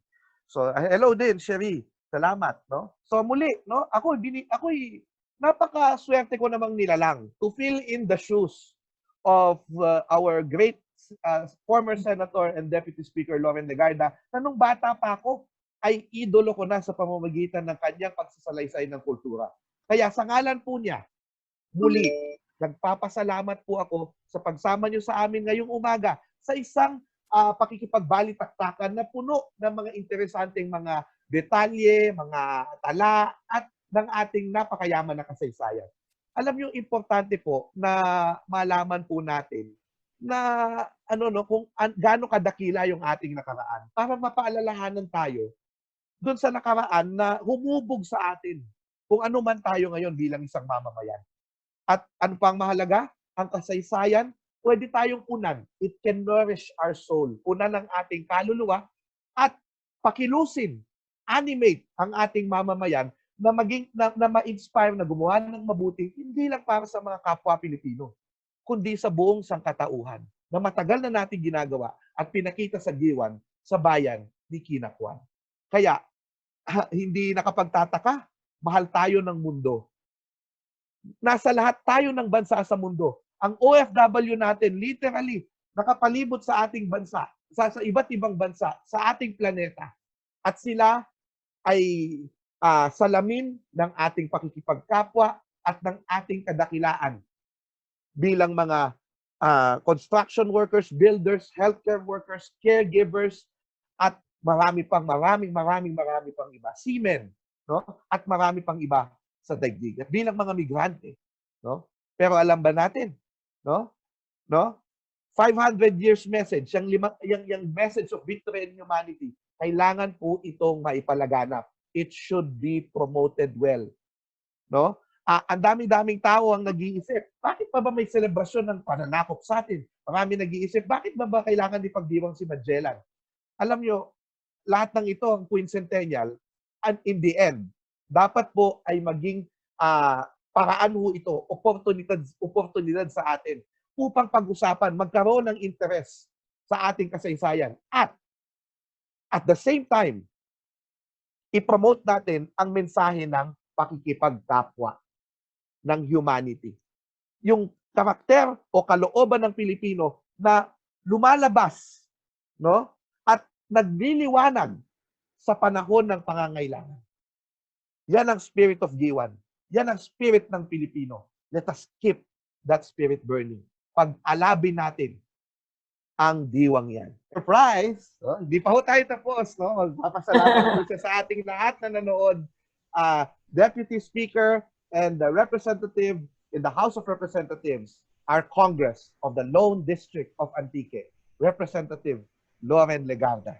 Ma'am. Thank you very much, Professor Shao. Actually, alam ko naman na kayang-kaya mo yan. Talagang I gave you the 1-hour opportunity because you're the expert and you're the person who operationalizes history. Ibig sabihin yan, yung mga komplikadong elemento ng kasaysayan ay nabibigyan mo ng kahulugan sa simpleng pagpaliwanag sa mga tao. Salamat din kay Kina Kwan. I met her many years ago in my office as a very, very young researcher. Natutuwa ako na yung konsepto ng pagkakapwa, hindi ba? Pagkakapwa-tao, yun ang ating tema ngayon. At yung pagkakapwa nung panahon ni Magellan sa Samar, yun din ang pagkakapwa ng mga Pilipino ngayon, lalong-lalo na sa panahon ng pandemya. Correct. So alam ko na-recap mo na lahat ng pinag-usapan, na-recap mo na rin ang ibig sabihin ng Bagani at yun ang kanta at yung music video na nakita natin ngayon. My take on this, Yes. Professor and Kina and Chair Rene Escalante, who's I'm sure joining us not on cam but also online, and the whole NHCP family who is with us here, and the DepEd family. I'm sure our teachers and principals all over the country are watching us and joining us. Yes. We see that yung mga konsepto ng ugali ng isang tao o ng isang kultura ay hindi nawawala at hindi dapat mawala kasi ito'y parte ng kung sino tayo. Pagkakapwa, empathy, compassion is clearly, inherently a Filipino trait, part of Filipino culture. Maski magpunta ka sa probinsya, maski na sabihin mo ni pahat, at sawali ang kanilang bahay. Pero ilalabas nila ang kanilang silya para makaupo ka at maglalabas ng maiinom. At maski na sabihin mo sa panahon taghirap, kung meron silang alagang baboy o manok, ay pagpista o pag meron selebrasyon, ay sila'y magkakatay ng alaga nila para magpakain. I recall during an out-of-town campaign long ago, and I was riding a helicopter and had to have a crash landing, emergency landing by the hillside of bundok sa may Dalton Pass, so in Nueva Vizcaya. To make a long story short, there was a nipahat. Yung nipahat, there was a young boy taking care of his grandfather na na-stroke. I felt so bad and I was so scared because it was an emergency landing. But the first thing he said was, then I needed to use the bathroom. Tapos ang sabi niya, ay naku ma'am, ba't naman hindi po kayo nag-abiso? Sana po nalinis ko yung aming banyo. So my point is, paano naman ako mag-aabiso? Naka-emergency landing na nga ako sa helicopter. But despite the fact that he was taking care of his grandfather who was ill, lininis at pinunasan yung bahay at para magamit ko yung kanilang open air toilet syempre sa probinsya, yung walang flush at tabo-tabo, tapos nagkakandara pa siya. So that's how kind and gentle and helpful Filipinos are.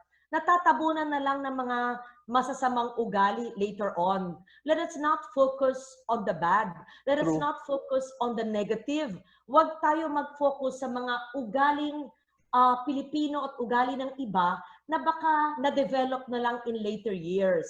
Pero sa panahon ng ni Magellan, ni Lapu-Lapu, at sa panahon noon sa G1 Samar na kinakwento ninyo ni Kina, Professor Shao, ang pagkakapwa. Would you say pagkakapwa at pagkakapwa-tao ay isa lang yan salita, Professor? Ma'am, pakikipagkapwa.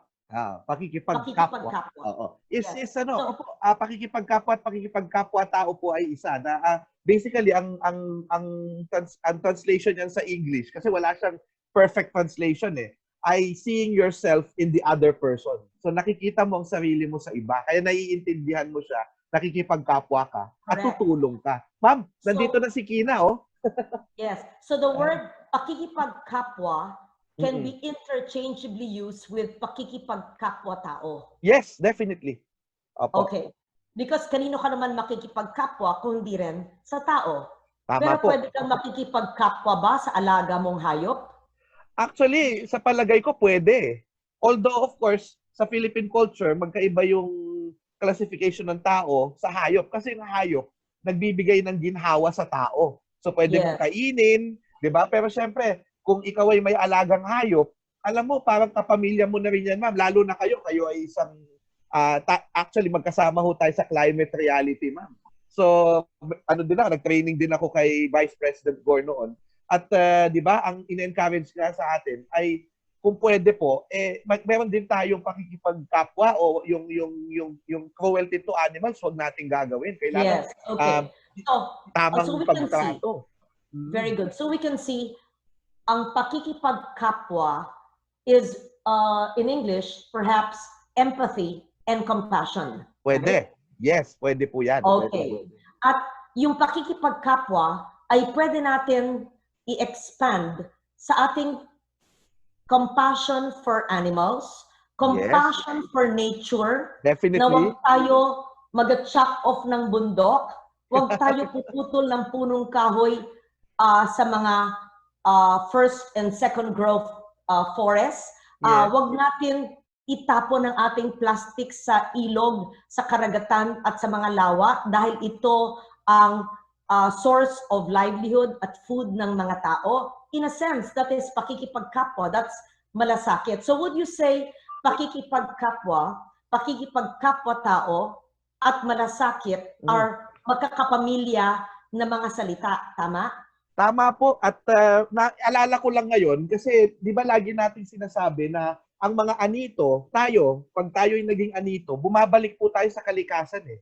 Kaya po ang tuwing natin sa bawat puno, bawat halaman, bawat bundok, bato, no, ay dyan po nananahan ang ating mga ninuno. Yung kanilang mga spirits ay nandyan. Kaya po, ang makikita natin na kahit po puno, bagay, ay may kaluluwa. Kaya tama po eh, kung may kaluluwa ka at may kaluluwa ang kalikasan, ibig sabihin kapwa mo din siya. Kaya nga, di ba, nagpapaalam po yung mga ninuno natin tsaka yung mga IP natin, pag magtatayo sila ng mga bahay kubo, hindi mo basta-basta puputol ng puno. Nagre-ritual po sila bago sila magputol ng puno bilang pagpapaalam sa kalikasan. Tama yan. Alam mo, meron mga Ifugao na mga kaibigan ko na merong lumang-lumang Ifugao houses sa remote barangays sa Ifugao, sa Mayoyaw at sa Banawe, na it was torn down already. To make a long story short, ibebenta nila kada piraso ng kahoy at dingding. Na sumakit ang puso ko, hindi sana gawin yon dahil sa sinaunang henerasyon pa ang bahay na yon. Kaya sabi ko, bilhin ko na lang tanan, buo yung bahay at papalitan lang yung roof. Kasi raw kailangan nilang ibenta, papatsi-patsihin nila yung kanilang bahay. So sabi ko, sayang. So, to make a long story short, binili ko yung wall at saka yung floor at saka yung ladder ng isang buong bahay para i-save na magkasama lahat nun dahil kailangan nila ng pangmatrikula at meron mag-OFW nun. The point is, nung linipat nila sa lugar ko yung kanilang bahay dahil hindi na nila ma-maintain sa remote barangay sa bundok, tumira sila sa akin ng 1 o 2 buwan at nag-ritual at nagkatay ng manok at nagdasal at pumili ng lugar na haharap sa araw o talikod dito. Hindi ko pwedeng sabihin kung saan haharap ang kahoy o ang bukasan o ang ladder. It is they who decide. Ibig sabihin, may connection ang kahoy ang tirahan o bahay at ang mga pamilyang nakatira doon. So you're correct, there's a connection. Now, I can see that Kina is here. It was many years ago when we were talking in my office. Actually, Professor, I was recruiting Kina Kwan. She was a young researcher, but she had her own life plans, and I respect that. And I'm so grateful that she's here with us. And at the time, she was working, studying in UST. I'm sure she's finished by now. And she was working on a book. I think it was the Quirino book. I'm sure it's finished by now. I'm not sure. In the past 1 hour and a half, if Kina Kwan had mentioned to you thoroughly so that our viewers can understand the idea of cultural mapping. Did you explain what your mother did as mayor o C? So it's always good to have me in your show because there are questions which are never asked, okay? Because we are not deviating from the road to 500. No. And for those who do not completely understand, the road to 500 is a webinar of the National Historical Commission and the Department of Education and my office, as well as Professor Shao, so that we retrace history from 500 years ago, 1521, until next year. And we commemorate not just the arrival of Magellan, not just their encounter with Lapu-Lapu, but the routes and the steps they took in different places all over the country, and yung ugali ng Pilipino noon, hambing sa ngayon, at yung mga parte o the elements of history and culture, kasarinlan, kabuhayan natin, which includes cultural mapping. And perhaps one of the exemplars of cultural mapping is your mother. Wow. Mayor Kwan. Is she the mayor now? She's back. Yes, Very good, because she was, if I may say, I hope I'm not presumptuous, she was my friend from years ago as a young senator. She was one of my most earnest and loyal, supportive political leaders. Can I say that? Is it okay? Did your mom really support me? Yes. So Mayor Kwan, and I recall, it was Professor Eric Cerudo who helped Giwan in the cultural mapping. And we should have Eric as well in our show next time because he helped Giwan do the cultural mapping before Haiyan or Yolanda struck. And ang kwento sa akin ni Eric, nung panahon na tumama sa first landfall ba ang Giwan? First or second landfall. Ang unang hinanap ni Mayor Kwan ay ang resulta ng kanyang cultural mapping na hard copy na tinago niya at pinotekta niya ng husay. So, bear me out, Kina. Did your mother actually do that? And tell us about the cultural mapping of Giwan so that, Professor Shao, your homework is, that's why I had to rush and join you, all the 30, how many sites na pinuntahan ni Magellan? Ilan yon? Parang around 30 sites. Okay, let's say 30, but I want the exact number. You, perhaps Kina can take the lead, and other cultural mappers, including Professor Zerudo and others of NZHEP and NCCA, can do a cultural mapping. And perhaps Giwan can take the lead because they did that long before today. They did that before Yolanda. Tell us more about it. Kina, you were still a child then, but tell us what your mother did, what Mayor Kwan did. Well, that was in 2011, actually, ma'am. I was already a graduate student in UST. And then, so we did the typical cultural mapping. So, ang standard format niyan, Sir Shao, we mapped the tangible and intangible cultural and natural heritage of Giwan. And so, under the tangible would be built heritage, movable heritage. Intangible, yun na yung history, yung mga kanta, folklore, etc., etc. We did that. And then, in 2013, when we got hit by Typhoon Haiyan, we were the first landfall. Ang totoo po niyan, yung ibang volumes po na original ay nabagyo. Oh, wow. At hindi na po namin magamit.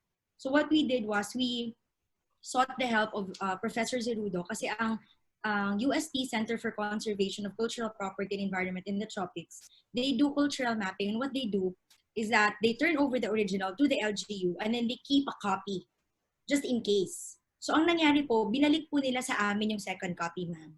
So we have the second copy and now we're using it for our tourism development. Okay, That's what Kina, happened. I'd like you to explain sa mga nanonood at kasama natin ngayon, lalo na sa Facebook na binasa ni Professor Xiao, ano ba ang cultural mapping? Ibig sabihin, ano ang inyong linista, pinanood, research, kinain, tinanong, inalala sa cultural mapping? Para may ano ba yung mapa? Baka kala nila may mapa na geographiya, hindi ba? Yes. So ikwento mo sa first-time history student na hindi alam kung ano yung cultural mapping, ano ang ginawa nyo? Operationalize and simplify the concept of cultural maps. Ma'am, dagdag ko lang kasi ang Yes. concept lagi ng culture natin ng mga yung iba sa atin, pagka pumunta ka sa CCP, manood ka ng ballet, yun lang ang culture. O pag pumunta ka sa museum, mayroong mahal na painting, yan lang ang culture. So, yung high culture na tinatawag natin. Pero Kina, ano nga ba yung mga inilista nyo doon? Yun lang ba? Okay. Ang cultural mapping, just to start with, Deputy Speaker, ang cultural mapping really is defined as a parang inventory. So it's like a documentation of a community's heritage, collective heritage. So we have different categories. So that's where we start. We train the mappers, usually public school teachers, dun sa mga categories of heritage. So first, we have natural heritage. Ano po ba ang natural heritage? Yan po ay landscape, marinescape, bundok, dagat, and then we have flora and fauna. Kung meron kayong mga iba-ibang klase ng isda na rare or may scientific value, mga puno na 100 years old plus, ganyan. Ganyan po ang mga minamap under natural heritage. And then we have built heritage. Ang built heritage po, ito ang mga heritage na itinayo tulad ng or kinonstruct na 550 years old above na siya. And meron siyang either aesthetic, historical, scientific, or social value. For example, ang Simbahan ng Giwan. Simbahan ng Giwan is one of our best and parang prominent built heritage. So we documented that. And then after built heritage, we have the movable heritage. Movable heritage, yun naman po ang mga heritage na pwedeng galawin, movable. Ibig sabihin po, mga santo, pwedeng galawin ang mga santo, mga lumang gamit sa bahay, mga World War II, yung aming mga World War II na mga gamit because Giwan, Congresswoman, became one of the biggest naval bases in the Far East during World War II. So, ang dami po namin movable heritage ng World War II, from coke to mga baso, mga even parts of a plane. So we had that. And then finally, yung ating intangible heritage.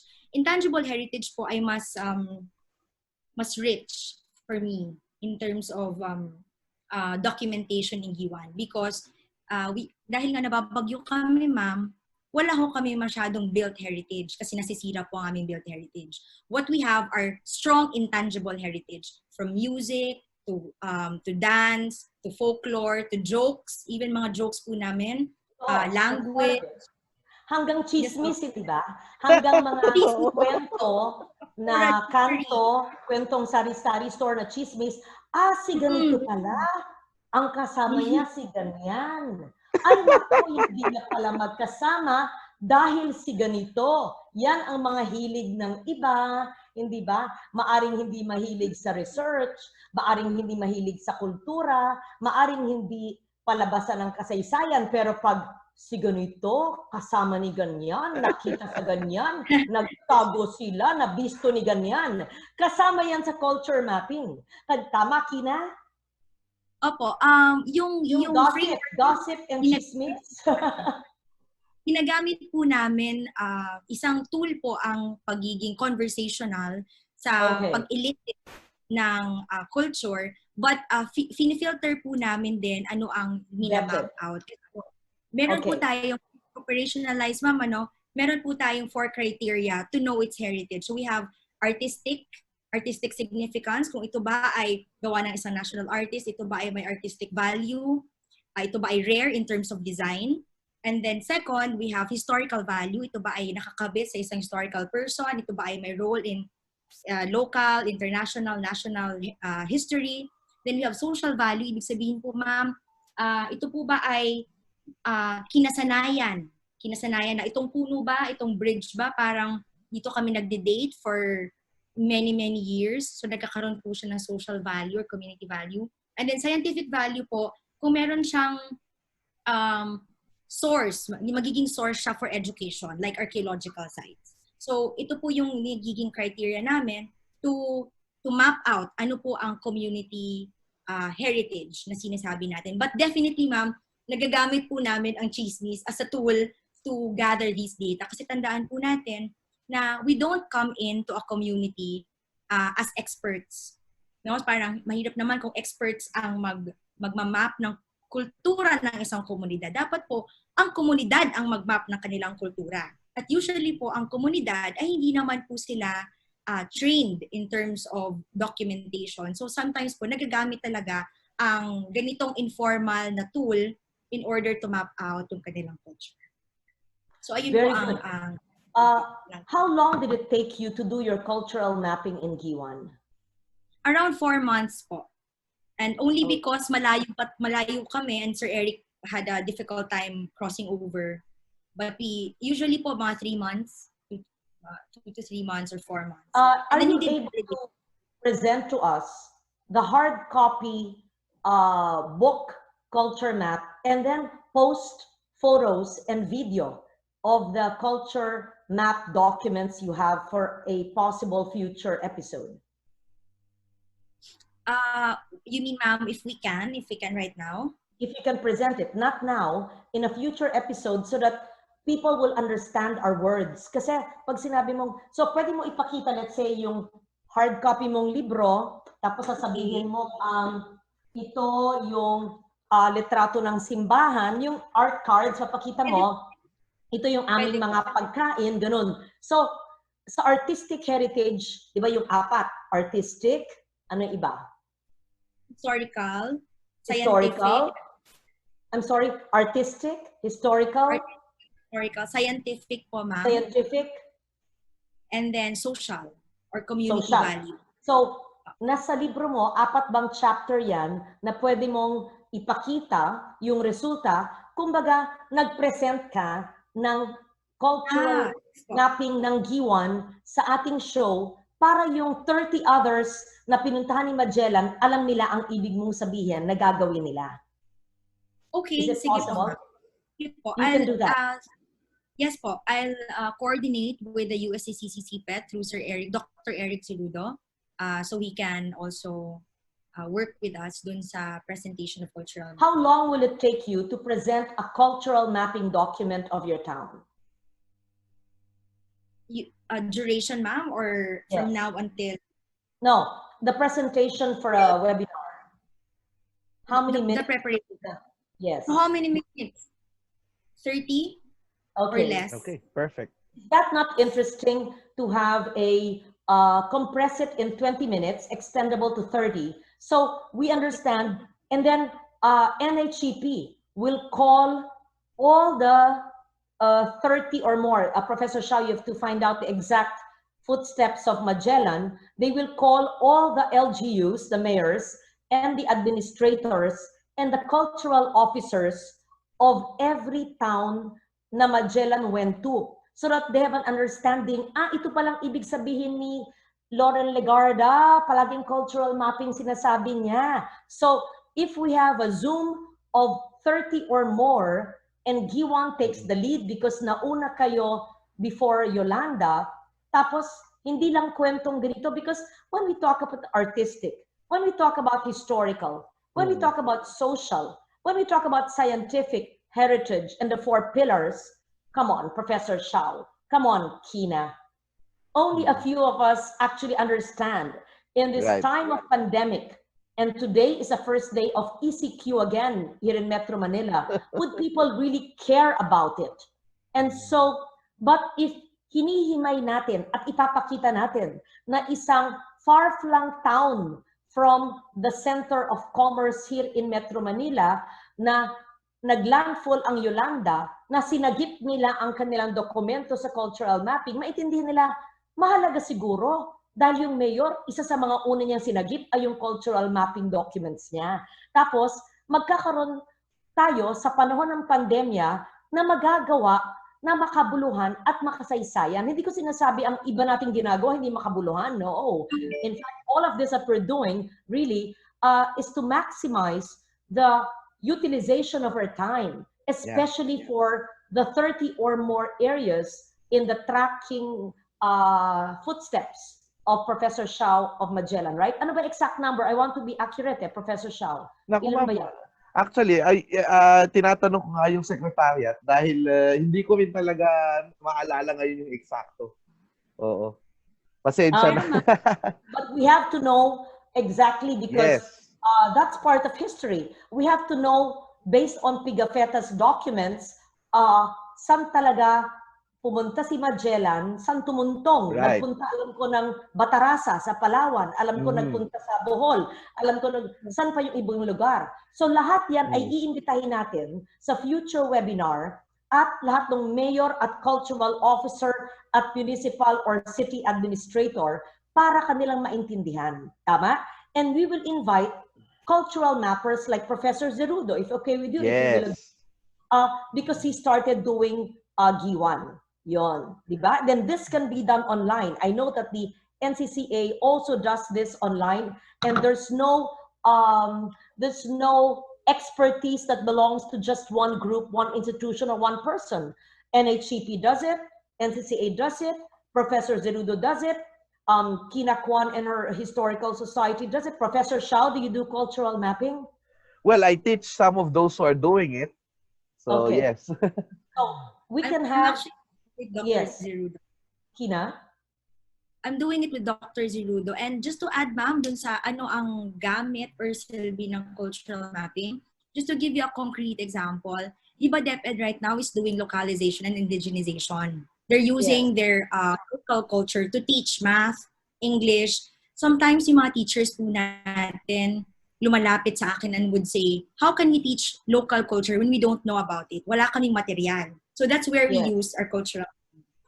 Just to, Very good. Yes, yes. That's why it's important for every locality, community, city, town, province to know their cultural map insofar as social, scientific, artistic, historical, tangible, and intangible. But all the words I'm saying will not be understood by many. That's why we want Kina Kwan to present in 20 attractive minutes with pictures and video the output of the G1 cultural mapping so that the other LGs will say, yun pala ang ibig niya sabihin, maganda pala, sige na nga. Okay? Ma'am, nakakatuwa din kasi kaming mga historians, we really are in yung big view of history. So yung mga details na ganyan, kung ano ba yung mga napuntahan. Actually, alam lang namin yung pinaka-storya, pero yung mga details minsan na-overlook. Kaya yung mga cultural mapping, yung mga ginagawa natin ngayon, actually also educates a lot of the people who are already doing history. So, kaya may educate din kami kapag ginawa natin itong susunod na webinar na ito kung sakali. Yes, I am certain that this can be done. So this show is just once a month. So perhaps by September, Kina, that's enough time for you. I hope it's not an imposition unless there are other subject matters of the road to 500, but we can schedule it when NHCP agrees, and then we can have, the focus can be cultural mapping of areas that were, where Magellan set foot with a takeoff from G1, which is one of the leaders in cultural mapping, right? Ma'am, would you like to see the route of Magellan? I have it. I can share my screen. Yeah, Yes, can you please, show it please. now? We had it last time, but I would like to see it again. You can post it now. Tech team, can you allow me to share my screen, please? Okay, there you go. Professor Shao, last webinar, you also showed us this. Yes. Is this the same thing or iba? Can you It is the prepare same your thing. slide? We can compare. It is the same Okay. thing, ma'am. This came from the secretariat itself of Okay. the Yes, I saw NQC. that. Yeah. Correct. Malabak, Palawan, Tagusao, Buliliuan, Kipit, Kawit, hindi Kawit Cavite to, iba ito. Basilan, Butalaki, baka ibang mga pangalan na ngayon. Baybay Leyte, ayan no, Mactan in Cebu, Bohol. These are So, the names today. So yes. na ano na ho ito, na transpose na po ito to the names today. Kasi in the Pigafetta manuscript, actually malilito ka when you read the Pigafetta because he's referring to places like Chipit, Chipit. So yung pala, alam natin Kipit yon. Or Humuno is Humunhon.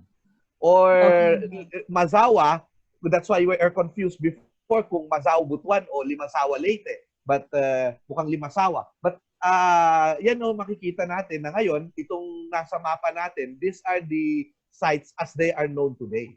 Very good. Thank you for sharing with us. And I asked my staff to get that copy from you, the original Pigafetta with the old names and these new names. And for a future webinar in September, if there's no subject matter yet, we can do a 20-minute standalone presentation of G1 and invite all of those.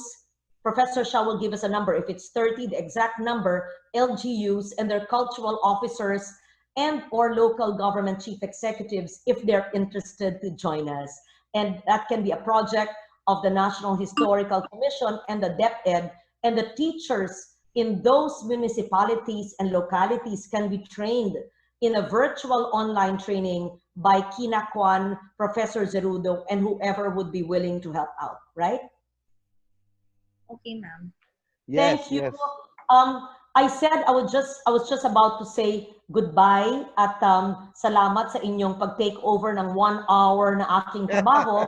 Pero medyo naging mahaba tong ating kwentuhan kasi nag-art card ka na at nagbagani ka ng kanta eh. Pero buti nahabol ko pa kayo dahil I'm so happy to join you here. So may I take the opportunity to thank Professor Shao for being very engaging and very knowledgeable. Thank you for being consistent in your advocacy in bringing history to our people. Thank you to Kina Kwan. I can see that this young lady has matured in looks and even in her way of talking. Not that you were immature then in my office, but you look like really a young girl. You're still a young lady, but I can see your passion, and I would love to have you. I would have loved to have you in the Senate staff before, but I can see that you trailed your own tracks, and congratulations to you. We see you soon, Kina Kwan. You're with the Philippine Society of Philippine National Historical Society. Of which Professor Shao is also a member, right? That's the other organization, the Philippine Historical Association. Iba yon. Yes, pero friends naman, friends kami. Okay. And Kina, are you the founder of your historical society? No, this is the oldest po. It's been there ever since like 1970s, Sir Shao, no? No, hindi. 1955 kami and we came from you. Okay. So matagal na. The oldest organization. Okay, I'm confused. There are two historical associations, and that's the one of Professor Shao and of Kina Kwan. There are others, but these are the main groups. Okay, the Historical Association, Historical Society, whichever it is. We are all lovers of history. I'm not a member of any, but I would be happy to be a member of both. And so, of course. because I'm a lover of history, and I was always 95 to 98 in Assumption Grade School in history classes. Yes. And yes, because I really love history, and I'm grateful to Kina for joining us. We will be in touch. I'll get your contacts after this webinar.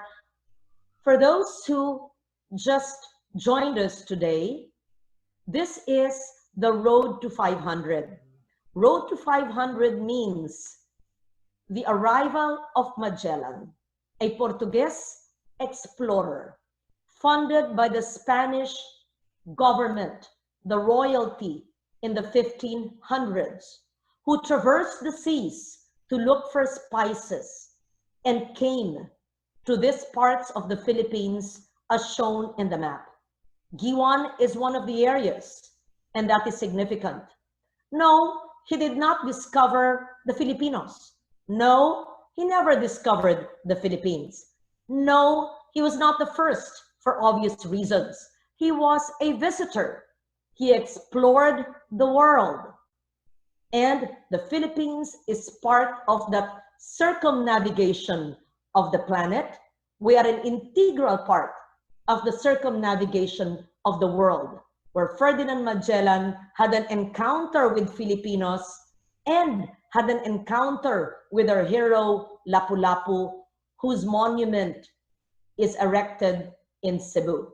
And so I can see Professor Shao nodding. Here is a student of history, a perennial student, simplifying what we are doing. So this 500 years will be commemorated next year, 2021. I pray and I earnestly hope and I claim that by that time, there's no more COVID in our midst. So that and much earlier, we will no longer be under any CQ, M or E or G.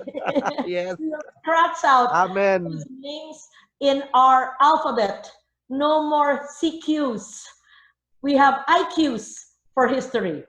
And so we do this during times of pandemic so that people will learn, people will understand, at ang pagkakapwa, pakikipagkapwa ni Lapu-Lapu kay Magellan, ni Magellan sa mga taga-Giwan, sa mga taga-Cebu, sa mga taga-Palawan, sa mga taga-Bohol, at iba't ibang mga Pilipino ay ang ating pakikipagkapwa sa panahon ngayon, sa ating mga dakilang frontliners, sa ating mga dakilang medical workers, healthcare workers.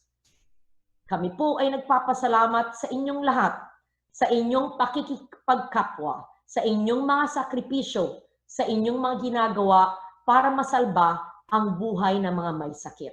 Kaya ako'y magpapaalam sa footnote na yan, na itong webinar na ito ay bilang pasasalamat sa ating mga frontliners, medical workers, at healthcare workers, at inaalay din natin sa mga Pilipino na dapat balikan ang ating kasaysayan para maintindihan natin ang ating pakikipagkapwa-tao. Nalikas sa atin ang pagkamabait, nalikas sa atin ang pagkamatulungin, nalikas sa atin ang ating kaalaman na nasa isip, puso, at diwa. Salamat, Professor Shao. Salamat, Kina Kwan. Regards kay Mayor Kwan ng Giwan. At sa lahat po, nakasama natin sa 2 oras na ito, lalo na sa Antique, duro gid nga salamat, palangga ko kamo. Gusto ko lang i-advertise ang aking palaging sinusuot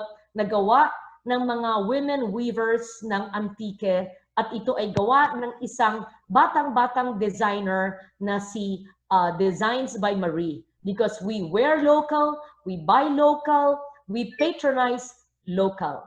Maraming salamat, duro gid nga salamat.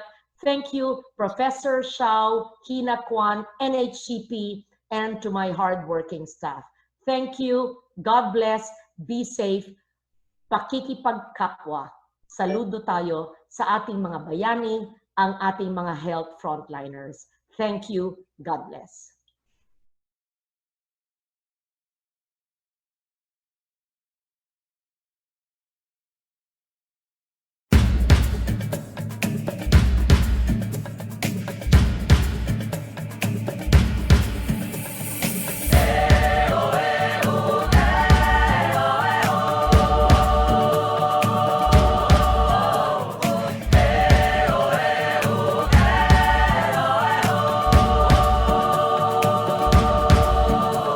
Hubarin ang takot sa iyong damdamin, ipamalas ang angking galing. Tumayong buong tapang, harapin ang buhay, akapin ang tagumpay. Tulungan ang kapwa't bigyang halaga, wag hatakin ng pababa. Isipin huwag sana ang sarili lang, pakisama't bayanihan.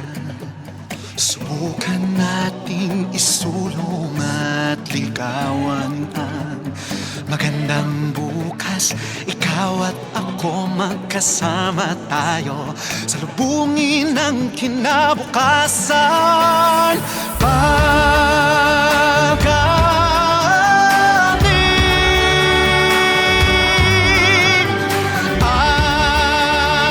ating lahi, mandirigmang Pilipino, dakila ang lahi ko, bayaning Pilipino sa makabagong panahon.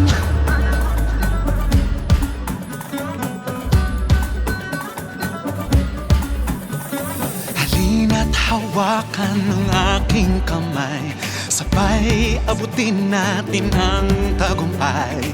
Patuloy lang tayo sa pagpapanday, tiwala sa Diyos ang sandat at gabay. Subukan nating isulong at ligawan ang magandang bukas. Ikaw at ako magkasama tayo, sa lubos